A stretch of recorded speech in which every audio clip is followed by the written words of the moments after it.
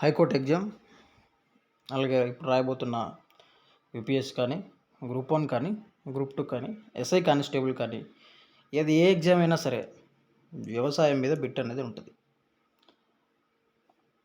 కాబట్టి ఇక్కడ most important points, ఒక వ్యవసాయ పరిశోధన సంస్థల్ని ఒక 14 ముందు పెట్టడం జరుగుతుంది. ఇక జాగ్రత్తగా చూడండి. కేంద్ర పత్తి పరిశోధన సంస్థ ఎక్కడుంది? కేంద్ర పత్తి పరిశోధన సంస్థ ఎక్కడుంది అంటే నాగపూర్లో ఉంది. చూడకుండా అలా మిస్ అయిపోయి ఎగ్జామ్ తర్వాత చూస్తే మళ్ళీ ఫీల్ అవుతావు నువ్వు బ్రో అక్కడ నేను చూశాను బట్ ఆ రోజు చూడలేకపోతున్నాను పూర్తి వీడియో అని అంట. సో కాబట్టి జాగ్రత్తగా చూడండి. తర్వాత నెక్స్ట్ భారత వ్యవసాయ పరిశోధన మండలి న్యూఢిల్లీ. తర్వాత జాతీయ పాడి పరిశోధన సంస్థ, జాతీయ పాడి పరిశోధన సంస్థ కర్నూలు, హర్యానాలో ఉంది. ఇది చాలాసార్లు అడిగాడండి, ఇది గుర్తుపెట్టుకోండి. తర్వాత central rubber cross research institute ఎక్కడుంది? తిరువనంతపురంలో ఉంది. ఇది కూడా అడిగిన బిట్టే చాలాసార్లు. నెక్స్ట్ జాతీయ వేరుశెనగ పరిశోధనా సంస్థ ఎక్కడుందంటే జూనాగఢ్, గుజరాత్.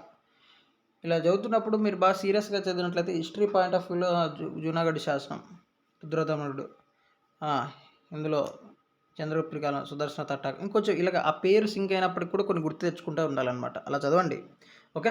జాతీయ వేరుశెనగ పరిశోధనా సంస్థ ఎక్కడుంది అంటే జూనాగఢ్లో ఉంది. ఆ తర్వాత భారత ఉద్యానవన పరిశోధనా సంస్థ ఎక్కడుంది అంటే బెంగళూరులో ఉంది. నెక్స్ట్ కేంద్ర పొగాకు పరిశోధనా సంస్థ రాజమండ్రిలో ఉంది. తర్వాత కేంద్ర సముద్ర చేపల పరిశోధనా సంస్థ కొచ్చి. భారతదేశపు చెరకు పరిశోధనా సంస్థ very very very very important.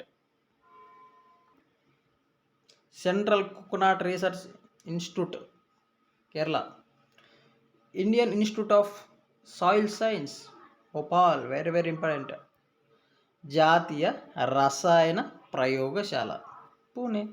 Indian institute of sugar technology కాంపూర్.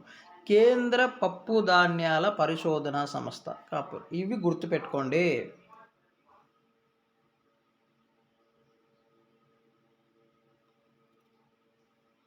కాంపారు, Pune, Bhopal, ఇవన్నీ మీరు జాగ్రత్త 1కి 10 సార్లు చదవండి, గుర్తుపెట్టుకోండి. ఇక్కడ నుంచి బిట్ అనేది వస్తుంది. గుర్తుపెట్టుకోవడం కష్టంగా ఉంటుంది, బట్ గుర్తుపెట్టుకోండి. చెరకు అంటే లక్నో అని గుర్తు రావాలి. సాయిల్ భోపాల్ గుర్తు రావాలి. షుగర్ అంటే ఇలా ఒక్కొక్కటి అలాగని గుర్తుపెట్టేసుకో. పాడి పరిశ్రమ ఓకే, మిల్క్లో అక్కడ కదా హర్యానా. సో ఇక్కడ ఇలా గుర్తుపెట్టుకోండి. ఒక లింకప్డ్గా సబ్జెక్ట్ మీరు గుర్తుపెట్టుకుంటే గుర్తుండిపోతుంది. అలా బట్టి కొట్టడం కంటే ఇలా వేరుశెనగ జూనాగఢ్, సో ఉద్యానం బెంగళూరు, పొగాకు రాజమండ్రి, టొబాకోకి సంబంధించి గుంటూరు, ఇవన్నీ ఇలా ఉంటాయి. అలా గుర్తుపెట్టుకుంటూ వెళ్ళిపోతే మీరు అన్నది సక్సెస్ అనేది చాలా ఈజీగా వస్తుంది. చదువు అన్నది 2 విధాలుగా చదువుతారు. చూడండి జాగ్రత్త. చదువు అన్నది 2 విధాలు చదువుతారు అందరూ. స్మార్ట్గా చదివే వాళ్ళు ఉంటారు, హార్డ్గా చదివే వాళ్ళు ఉంటారు. చదువుని ఎప్పుడు స్మార్ట్గానే డీల్ చేయాలి. ఏది అవసరం చూడాలి, సిలబస్ షీట్ పక్కన ఉండాలి, దానికి అనుగుణంగా మనం చదవాలి. తర్వాత చదివేస్తున్నప్పుడు ఆ ప్రాంతాలకి మన నిత్య జీవితానికి ముడిపెట్టుకొని ఉండాలి. ఇలా చదివినప్పుడే మనకు సక్సెస్ అన్నది చాలా ఈజీగా వస్తుంది. ఓకే, ఆల్ ది బెస్ట్ అండి.